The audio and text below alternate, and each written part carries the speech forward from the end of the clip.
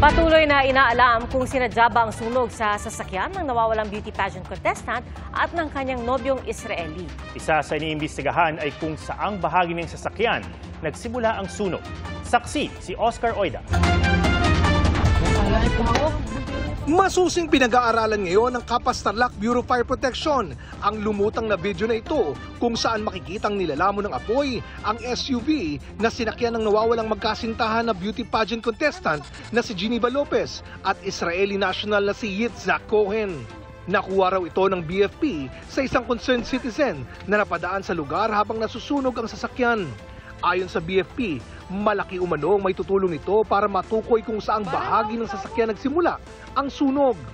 Ongoing at fully developed na yung sunog at mapapansin namin na yung location ng fully developed na sunog ay nasa bandang driver side, passenger at yung parang harapan which is yung engine bay na halos na-engulf na ng sunog yung mismong sasakyan.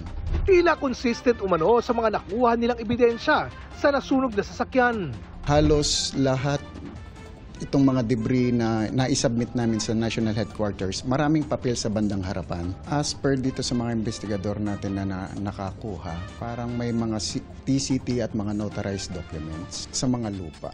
Nawala ang magkasintahan matapos umunang puntahan ang lupang kanilang bibilin sa Kapas Tarlac. Samantala, negatibo naman sa flammable substance ang mga debris na kinolekta sa nasunog na sasakyan.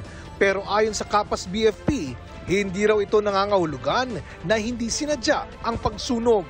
Pwede pong lagyan ng ng mga combustible material like yung mga papel at ayon nga po dun sa mga investigador nating bombero ng Kapas.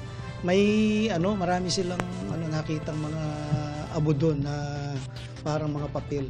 Sa case conference ng PNP Tarlac Provincial Office, bumuo ng isang special committee on missing persons para mapabilis ang paglutas sa kaso. So it composed of different PNP units and other agencies para mas mapabilis natin yung pagkandak ng investigation. At least magkaroon tayo ng mga lateral coordinations sa mga involved unit, PNP unit. Isa rin sa tinitingnan, baka lumabas ng bansa ang magkasintahan. Actually, pina-check din natin sa Bureau of Immigration kung may flight sila. Ganon din sa seaport. Baka lumabas sila ng ibang bansa. Yun din, mga possible din yun. Nakiusap naman ng PNP na maging responsable sa pag-post ng mga impormasyon patungkol sa kaso at huwag basta magpapaniwala at magpapakalat ng mga fake news. Para sa GMA Integrated News, Oscar Oida ang inyong saksi. Mga kapuso, sama-sama tayong maging saksi. Mag-subscribe sa GMA Integrated News sa YouTube at para sa mga kapuso abroad, samahan niyo kami sa GMA Pinoy TV at sa www.gmanews.tv.